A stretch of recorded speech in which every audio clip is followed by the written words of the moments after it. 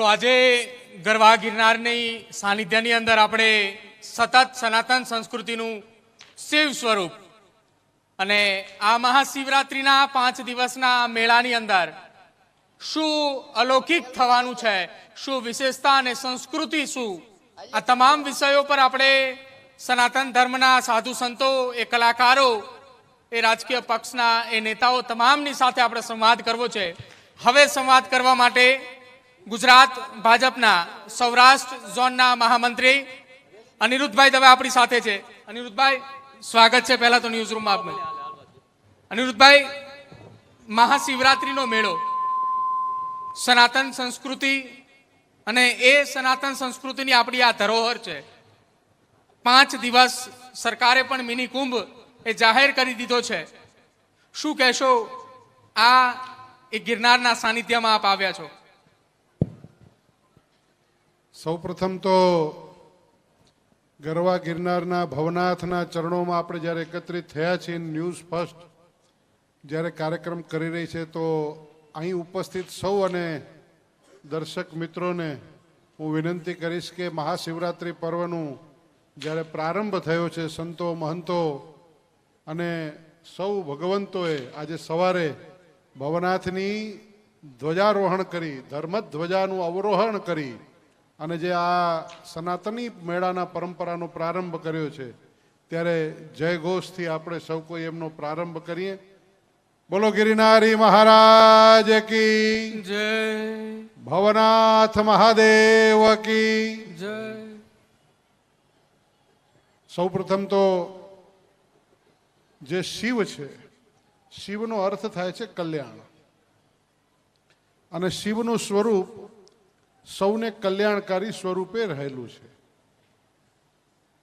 અઘોરે ભ્યોથ ઘોરે ભ્ય ઘોર ઘોર તરેભ્ય સર્વેભ્ય સર્વ સર્વેભ્ય અસ્તુ રુદ્ર રૂપેભ્ય. શિવ છે એ અઘોર સ્વરૂપ છે, અને ગિરનાર અનેક અઘોરી, નાગા, અનેક પંથોની આ તપસ્થલી છે. સનાતન ધર્મની તપસ્થલી છે. એ તપસ્થલીનો પાંખ જૈન ધર્મ હોય તો ભગવાન નેમિનાથે પણ અહીંયા તપશ્ચર્યા કરેલી હતી. તો આ તમામ ફિરકાઓની તપસ્થલી હોવાને કારણે તપપુંજથી બનેલો આ ગરવો ગિરનાર, અને એમાં પણ મહાશિવરાત્રિ. આપ વિદિત હશો કે આપણા સનાતન પરંપરાની અંદર 4 મોટી રાત્રિઓનો ઉલ્લેખ છે. આપણી સનાતન પરંપરા છે સંપૂર્ણપણે વૈદિક પરંપરા છે, અને વૈદિક છે વૈજ્ઞાનિક પણ છે, અને એ સર્વના ભલા માટે હોય છે. કોઈ જાતિ વિશેષ, કોઈ ધર્મ વિશેષ, કોઈ પંથ વિશેષ નથી હોતી, પરંતુ વિશ્વ કા કલ્યાણ હોની ભાવનાથી સનાતન પરંપરા જ્યારે ચાલે છે, એ પરંપરામાં 4 મહારાત્રિનો ઉલ્લેખ છે. કાલરાત્રિ, મહારાત્રિ, મોહરાત્રિશ્ચ દારુણ. એ 4 મહારાત્રિનું વર્ણન છે, એ પૈકી આ મહાશિવરાત્રિ છે. આ મહાશિવરાત્રિના દિવસે આખા વિશ્વની અંદર વૈજ્ઞાનિક સ્વરૂપે તમે જ્યારે જુઓ છો, ત્યારે આપણા સંતો, ઋષિમુનિઓ હતા, એ વૈજ્ઞાનિકો જ હતા. આ ગરવા ગિરનારની અંદર, જંગલની અંદર બેસીને અનેક સંતોએ કોઈ સ્વાર્થથી પોતાના જ કલ્યાણ માટેની તપશ્ચર્યા કરી હોય એવું નથી, પરંતુ વિશ્વના કલ્યાણ માટે અનેક સુગમ પથોનો પ્રારંભ કર્યો છે. અને જે એમણે તપ કર્યા પછી પ્રાપ્ત કર્યું, એ પ્રાપ્ત કરેલી વસ્તુ સનાતન ધર્મના સ્વરૂપે, સનાતન એટલે કે બધાનું, બધા માટે, બધાને ઉપયોગી, બધાને ફાયદાકારક, એ સ્વરૂપે એમને આપ્યું આપણને. તો એ વૈજ્ઞાનિકોના સંદર્ભમાં આજના દિવસે જ્યારે સાંપ્રત સમયનું વિજ્ઞાન જે છે, એ સાંપ્રત સમયના વિજ્ઞાનમાં આપણી પૃથ્વી જે ડાયમેન્શનમાં ફરે છે, એ ડાયમેન્શનમાં ફરતી પૃથ્વી બરાબર મહાવદ તેરસના દિવસે એક પ્રકારની ધરી ઉપર આવે છે. અને જ્યારે એ ધરી ઉપર આવે છે, ત્યારે ચુંબકીય તત્વ આખા વાતાવરણની અંદર, આખા એટમોસ્ફિયરની અંદર, આખા બ્રહ્માંડની અંદર, આપણે સૌ કોઈ કોસ્મિક ઝોન જોઈ છે, વિજ્ઞાન આજે એને સમજે છે, પરંતુ આ મહાશિવરાત્રિના દિવસે જાગરણનો મહિમા છે. આખી રાત 4 પ્રહરની પૂજા થાય, ભગવાન શિવની પૂજા થાય. અને શિવની પૂજા એટલે કે તન્મય મનઃ શિવ સંકલ્પમસ્તુ. જે મનને શિવના રૂપી સંકલ્પનો ભાવ લઈને, શિવના રૂપી સંકલ્પ એટલે કે કલ્યાણ રૂપી સંકલ્પ, સમસ્તીના કલ્યાણ રૂપી સંકલ્પનો ભાવ લઈ અને જે પૂજા થતી હોય છે, એ પૂજાનો બહુ વિશેષ મહિમા છે. અને મહાવદ તેરસના દિવસે એ સમયે એ પ્રકારના ચુંબકીય કિરણો સમગ્ર બ્રહ્માંડની અંદર ફરતા રહેતા હોય છે. અને જેની કરોડરજ્જુ ટટાર છે, સીધી છે, એટલે કે આપણે સૌ કોઈ મનુષ્યો એને માત્ર જાગતા રહેવાથી એ પ્રકારના સકારાત્મક તત્વો આવતા હોય છે. અને આ સકારાત્મક તત્વ આવે એના માટે આપણે 4 પહોરની પૂજા કે 4 પ્રહર કીધા છે. આપણે એને 4 પહોર કહેતા હોઈએ છીએ. તો પ્રહરની અંદર દર 3-3 કલાકની વિશેષ સ્વરૂપથી, વિશેષ પ્રકારના અવયવોથી, પદાર્થોથી, પુષ્પોથી અને ખાદ્યાન્નોથી ભગવાન શિવની પૂજા થતી હોય છે.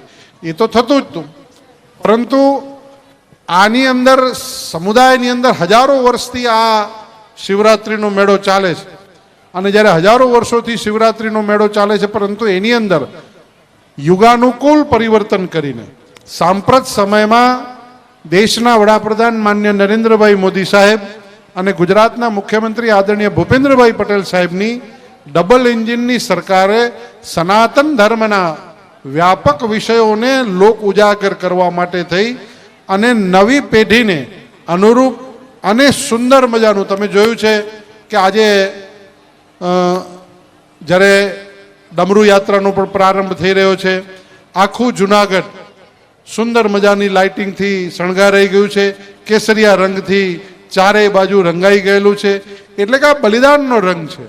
અને એ રંગેથી રંગાયું છે. એમાં ગુજરાતની સરકારે, યાત્રાધામ વિકાસ બોર્ડ હોય, એ સાંસ્કૃતિક મંત્રાલય હોય, ગુજરાતની સરકાર હોય, તો એ સૌ કોઈએ આ યોગદાન કરતા કરતા આ મેળાની અંદર ભવ્યતા, સુગમતા, દિવ્યતા અને લોકભોગ્યતા આપેલી છે. એટલા માટે આપેલી છે કે લોકોનું કલ્યાણ થાય. લોક કલ્યાણ કઈ રીતે થઈ રહ્યું છે? કે શિવ કલ્યાણથી. જે સનાતન ધર્મ, શાસ્ત્ર સંગત આપણી જે વાત છે એના સાથે જોડીને આ થઈ રહ્યું છે. તમને બધાને ધ્યાનમાં જ હશે, નહીંતર હું દર્શક મિત્રોને કહેવા માંગુ છું કે આ ગિરનારની અંદર ભગવાન ભોળોનાથ, ભગવાન મહાદેવ એવી પરંપરા પણ છે ને એવી વાયકા પણ છે. અને એવા અનેક સિદ્ધ પુરુષોએ જોયેલું પણ છે કે મહાશિવરાત્રિના દિવસે મેળાની અંદર, એ રવાડીની અંદર ભગવાન ભોળોનાથ કોઈને કોઈ સ્વરૂપે એ આવતો રહેતો હોય છે.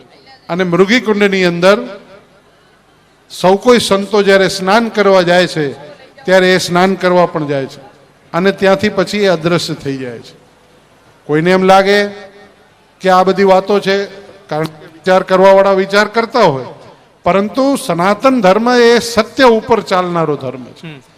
હું આજે સવારે ભગવાન ભોળાનાથના ભવનાથના દર્શન કરી અને નીકળ્યો ત્યારે ત્યાંના કેટલાક ગત વર્ષના અનુભવે એવું કહ્યું કે આ મૃગીકુંડનો 80 ફૂટ ઊંડો છે મૃગીકુંડ.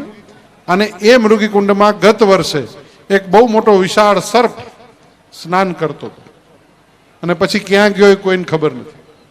આવું જેણે જોયું છે, નજરે જોનારો લોકોએ કહ્યું છે. તો આ સિદ્ધ થાય છે કે સનાતન ધર્મ એ સત્ય છે, સત્યના આધાર ઉપર છે અને સાચી વાતને લઈને ચાલે છે અને લોક ઉજાગર થાય એના માટેનું છે આ જગ્યા. અનિરુદ્ધભાઈ, સનાતન ધર્મની સંસ્કૃતિની આપ વાત કરી રહ્યા છો. યુથ જે છે એ યુથને સનાતન ધર્મ તરફ લઈ જવા માટે આ 5 દિવસની આ મહાશિવરાત્રિ અને એ ગરવા ગિરનારની અંદર આ વિશેષ આયોજન, એ વિશેષ આયોજનની અંદર યુથ આઇકોનને લાવવા માટે કયા પ્રકારની તૈયારીઓ, શું કરવું પડશે યુવાનોને આ તરફ દોરવા માટે કે સનાતન ધર્મની આપણી આ સંસ્કૃતિ છે? તમારી વાત બહુ સાચી છે કે આજે યુથ એને આ સનાતન ધર્મની અંદર વાળવા માટે કઈ રીતે એટ્રેક્ટ કરી શકાશે. તો હું આપની વાત સાથે એક વાત આપને દોહરાવવા માંગુ છું, મારી વાત કરવા માંગુ છું કે આજનો યુવાનીઓ જેનું બીજ આજે મોટું વટવૃક્ષ જે હોય છે, વડનો બડલો, આ જે વડલો છે આપણી બાજુમાં, એ વડલાનું બીજ બહુ નાનું હોય છે. એ વડના બીજમાં પણ મોટું વૃક્ષ હોય છે. એને અંકુરવાનો, એને યોગ્ય, એને અનુકૂળ વાતાવરણ મળે છે તો એમાંથી બહુ મોટો વિશાળ વડલો બનતો હોય છે. એમ સનાતની પરંપરાના આપણા જે નવયુવાનો છે, એ નવયુવાનોની અંદર એ વસ્તુ પડેલી છે, પરંતુ એ વસ્તુ ઉપર ક્યાંક ને ક્યાંક રાખ પડી ગઈ હોય. જેમ ચૂલાની અંદર અગ્નિ હોય અને છાણા ઉપર માતાઓ આપણી રાખ વાળીને અગ્નિને ભારેલો રાખે અને જરૂર પડે એને પ્રગટાવે, એ પ્રકારે ગુજરાતના મુખ્યમંત્રી આદરણીય ભૂપેન્દ્રભાઈ પટેલ સાહેબના નેતૃત્વની સરકારે આ મેળાના ઉત્સવ દ્વારા નવયુવાનોને આકર્ષવા માટેના, એને ગમે એ પ્રકારેના ભજનો, એને ગમે એને એવા પ્રકારેના ધૂન, એને ગમે એવા પ્રકારના કીર્તનોનું આયોજન છે. અને તમે અહીંયા ઘણા વખતથી ફરતા હશો તો મેળાના દ્રશ્યો તમે જ્યારે ફિલ્માવતા હશો, દર્શાવતા હશો, તો તમને પણ યુવાન લોકો ખૂબ દેખાશે. અનેક લોકો વિદેશથી પણ આવતા દેખાશે. આપના કાર્યક્રમમાં પણ અત્યારે ઉપસ્થિત હશે. તો કહેવાનો મતલબ છે કે આ સનાતની પરંપરાની અંદર એ નવયુવાનોને આકર્ષવા માટે, તો આજનો જ હું તમને વિષય કહું છું કે આપણા ભારતના સૌથી યુવાન વિધાયિકા અને જેના ઉપર ભગવતી સરસ્વતીની ખૂબ કૃપા છે અને ભગવાનના ખૂબ સુંદર મજાના ભજનો ગાય છે એવા મૈથિલી ઠાકુર, એ પણ આજે આપણી આ ગરવા ગિરનારના મેળાના મહેમાન બન્યા છે. ગુજરાતની સરકારે એમને આમંત્રિત કર્યા છે અને મૈથિલી ઠાકુર પણ પોતાના સુંદર મજાના સ્વરોથી ભગવાન ભોળાનાથની ઉપાસના કરશે. તો આ જે નવું નૂતન સંગીત છે એ લોકો પણ એ પ્રકારે કરી રહ્યા છે અને એને પણ આકર્ષાઈ રહ્યા છે. નવા નવા જે ગાયક કલાકારો છે એ જૈન જીને પણ આકર્ષે છે. આજે આ નરસિંહ મહેતાનું ધામ છે અહીં આ જુનાગઢ, તો નરસિંહ મહેતાનું ભજન વૈષ્ણવ જન તો તેને રે કહીએ પીર પડાઈ જાણે રે, એને અલગ સ્વરૂપમાં અલગ રાગમાં ગાઈને પણ નવી પેઢીને આકર્ષવા માટેના પ્રયાસો નવી પેઢીના ઉગતા ગાયક કલાકારો જ કરી રહ્યા છે. અને એને ગુજરાતની ભારતીય જનતા પાર્ટીની સરકાર એને પ્લેટફોર્મ પૂરું પાડીને, એને સુંદર મજાનું વાતાવરણ આપીને, એને સરસ મજાનું અનુકૂળ માહોલ આપીને એને ઉજાગર કરી રહ્યા છે. એટલે નવી પેઢી, જેનજી પેઢી, આ તબ જે શબ્દ કે જે ભાવ કહેતા હો, એ આપણા ભારતની પેઢી એ સનાતન ધર્મ તરફ ખૂબ આગળ વધે છે. તમે જોશો તો એ ઘણા ટી શર્ટ ઉપર ઓમકારનું હશે, રામનું હશે. ભગવાન રામનું મંદિર અયોધ્યામાં જ્યારે બન્યું અને એની પ્રાણ પ્રતિષ્ઠા થઈ, માનનીય નરેન્દ્રભાઈ મોદી સાહેબના નેતૃત્વ હેઠળ પ્રતિષ્ઠા થઈ, ત્યારે અનેક લાખો કરોડો નવયુવાનોએ ત્યાં ન પહોંચી શક્યા ત્યારે પોતપોતાના ગામની અંદર ઉત્સવો મનાવ્યા સમરસતા સાથે. આખા નાના નાના ગામ, હું એક બહુ કચ્છના ગ્રામ્ય વિસ્તારમાંથી આવી રહ્યો છું અને એ કચ્છના અંદર એ ગ્રામ્ય વિસ્તારોમાં દરેક ગામડાઓમાં ભંડારો લાગ્યો હતો અને તમામ ભાઈ બહેન કોઈ જાતના ઊંચ નીચ જાતિ પાતિના ભેદભાવ વગર માત્ર ને માત્ર સનાતન પરંપરાનું શિખર ભગવાન રામનું મંદિર જ્યારે બન્યું ત્યારે સૌ કોઈ એનો ઉત્સવ ઉજવતા હતા. એટલે આપે જે પ્રશ્ન પૂછ્યો કે નવયુવાનોને કઈ રીતે આકર્ષી શકાશે, તો નવયુવાનોની અંદર પડેલી આ સનાતની જીવ અને ભાવના, એને ગુજરાતની સરકાર, એને કેન્દ્રની સરકાર અનુકૂળ વાતાવરણ આપે છે. અને માનનીય મોદી સાહેબ અને માનનીય ભૂપેન્દ્રભાઈ પટેલ સાહેબ એમના નેતૃત્વની સરકારના વિભાગો એને નેતૃત્વ આપે છે. આજ આપ જોઈ શકો છો કે ગુજરાતના ઉપમુખ્યમંત્રી યુવાન માનનીય હર્ષભાઈ સંઘવી સાહેબ એ પોતે ખુલ્લા પગે ચાલતા ચાલતા ભગવાન ભવનાથની પૂજા કરવા માટે, ભગવાન ભવનાથના દર્શન કરવા માટે, ભગવાન ભવનાથના અભિષેક કરવા માટે ખુલ્લા પગે આવી રહ્યા છે. એ પણ યુવાન છે અને એના સાથે સાથે અનેક યુવાનો ચાલી રહ્યા છે. એટલે કહેવાનો મારો ભાવાર્થ છે કે યુવાનોને અનુકૂળ સાનુકૂળ માહોલ અને વાતાવરણ આ સરકાર દ્વારા પણ અપાઈ રહ્યો છે. એટલે આ સનાતની પરંપરા આગળ વધી રહી છે. બિલકુલ અનિરુદ્ધભાઈ, આપણે આ ધરતીની વાત કરીએ. આ ધરતી માત્ર સંતોની નહીં, સુરવીરોની, દાતારોની ને સાથે સાથે સિંહોની ધરતી છે. અને અત્યારે આજે મહાશિવરાત્રીનો મેળો એટલે કહેવાય કે ભવે ભવનો મેળો, અહીંયા જાત પાત કોઈ વસ્તુનું જોવામાં નથી આવતું. સૌ સનાતનીઓ અહીંયા એક દર્શન કરવા આવતા હોય છે કે ભગવાનના દર્શન થાય. એ કોઈ પણ વ્યક્તિમાં એ ભગવાનને ગોતતો હોય છે. અને વૈજ્ઞાનિકોની શક્તિ પણ અહીંયા ઓછી પડે છે, જે તપસ્યાઓ કરી અને એ તપસ્યાઓમાંથી બહાર નીકળીને આજે એ શિવની ભક્તિની અંદર લીન થઈને સાધુ સંતો એ રવેડીમાં જોડાતા હોય છે. અત્યારે આપણે જોઈએ છીએ કે અનેક સાધુ સંતોના દર્શન થાય છે. કોઈ એવા ચમત્કાર કારણ કે આ 150-200 વર્ષ થયા આ જુનાગઢની ધરતી ઉપર આ મહાશિવરાત્રિનું જે આયોજન થાય છે, તમને કોઈ એવો ચમત્કારી અનુભવ થયો હોય, આ ધરતીની કોઈ એવી ઉર્જા કે એમનો તમને સ્પર્શ થયો હોય ને તમે કદાચ અત્યારે વાગોળવા માંગતા હોય તો? ચોક્કસપણે તમે જે આ વાત કરી કે આ સાધુ સંતોની, સુરવીરોની આ ભૂમિ છે, દાતાઓની ભૂમિ છે. કારણ કે સૌરાષ્ટ્રની અંદર બાપા જલારામ પણ થઈ ગયા છે. આવા અનેક કેટલા નામ લઉં કે આ આખા વિસ્તારમાં કેટલા ધામ છે કે એ ધામની અંદર અનેક લોકો આવે છે અને જતા હોય છે. આજે તમને સીધો ને સરળ કહું કે આ જુનાગઢની આ ભૂમિની અંદર હું સવારથી અહીંયા ફરતો હતો તો કેટલાય ભંડારા લાગ્યા છે, કેટલાય ભંડારા લાગ્યા છે. તમે જે જાતપાતની વાત કરી તો હું આપને કહેવા માંગુ છું કે સનાતન ધર્મમાં જાતિપાતિ છે જ નહીં. ભગવાન કૃષ્ણએ સ્વયં ભગવદ્ ગીતામાં કીધું છે, જન્મના જાયતે શુદ્રો કર્મણા દ્વિજ ઉચ્યતે. ભગવાન કૃષ્ણએ સ્વયં કીધું છે કે જન્મથી તમામ લોકો શુદ્ર છે, પરંતુ એ કર્મ જે પ્રમાણે કરે એ પ્રમાણે એ થતા હોય છે. અને એમાં ભગવાને એ પણ કહ્યું છે શ્રીમદ ભગવદ્ ગીતામાં કે ચાતુર્વર્ણ્યમ મયા સૃષ્ટ, કે 4 વર્ણની મેં રચના કરી છે.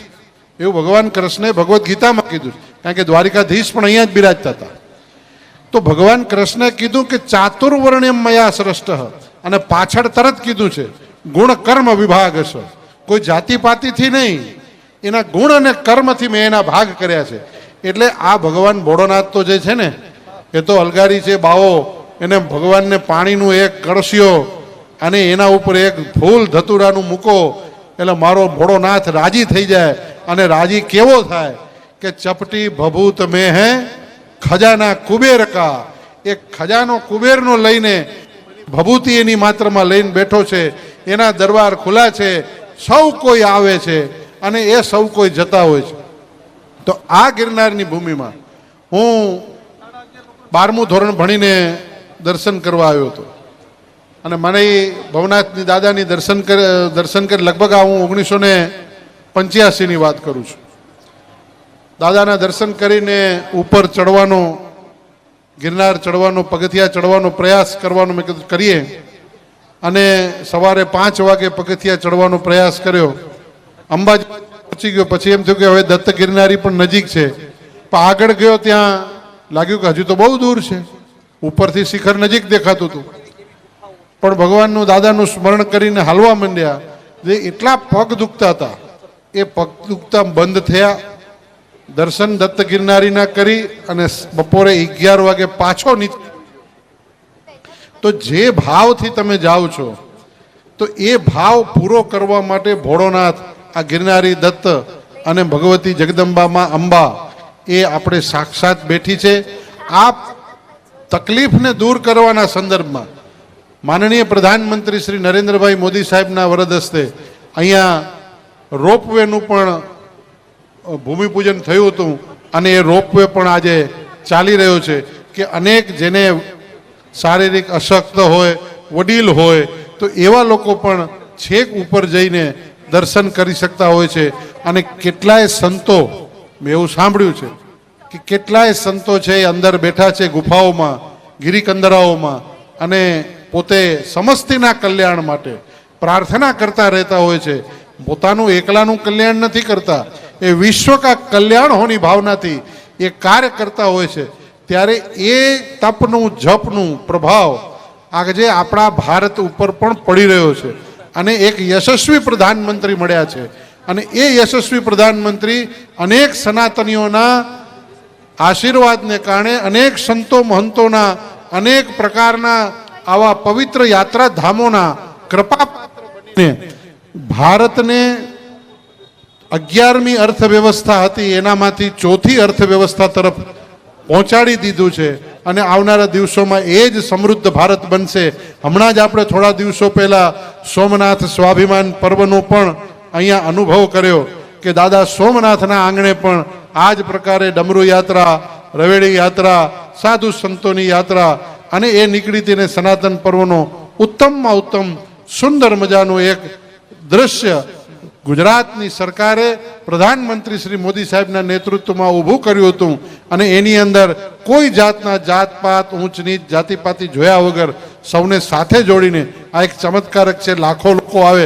મન તમ કો મહાકુંભ થયો બિલકુલ પ્રયાગરાજમાં, કેટલા કરોડ લોકો અને કેટલા કરોડ લોકો આવીને જતા રહે. વિચાર તો કરો, દુનિયા આજે અચંબિત છે કે આ કેમ થશે.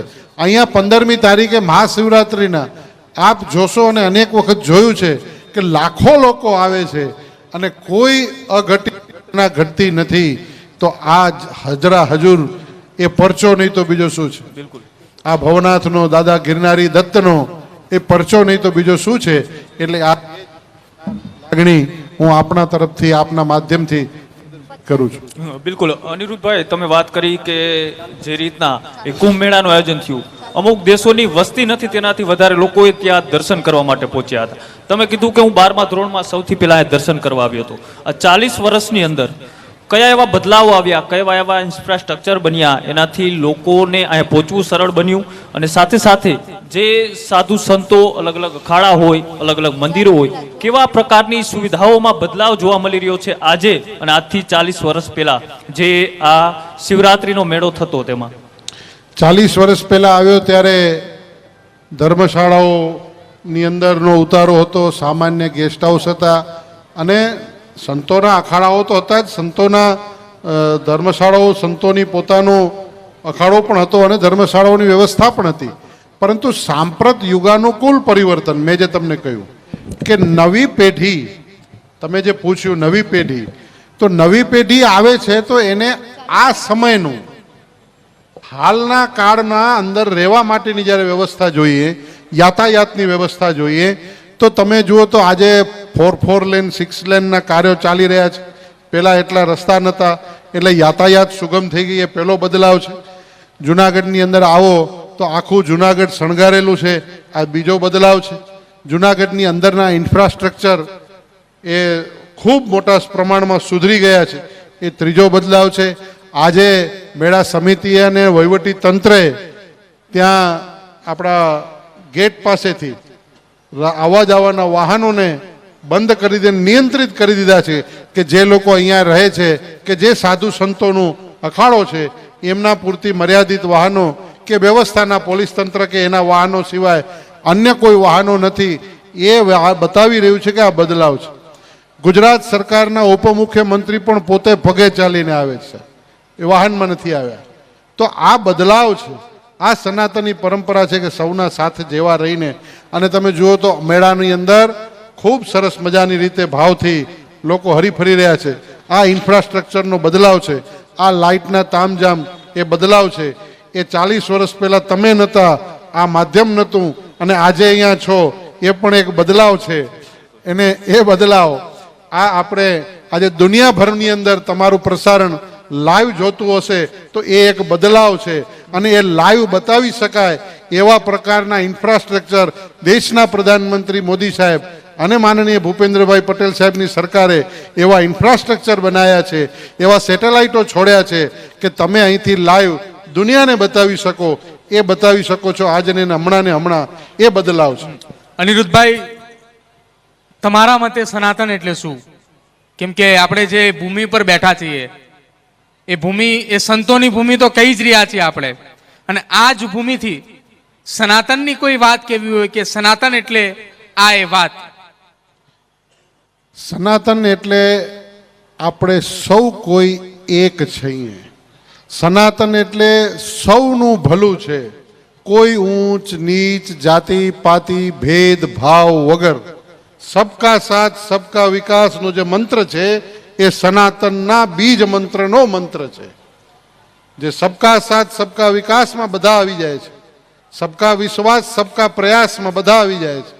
એ જ પ્રકારે આ સનાતન જે છે એ જ મંત્ર છે એ બધાનું ભલું થાય, બધાને સાથે રાખીને ચાલવું, કોઈ ઊંચું નહીં, કોઈ નીચું નહીં. મને તમે કહો મેળાની અંદર કરોડોપતિ અબજોપતિ પણ ફરતા હશે અને મેળાની અંદર ફક્કડ ગિરનારી પણ ફરતા હશે, તો આ એનું નામ છે સનાતન.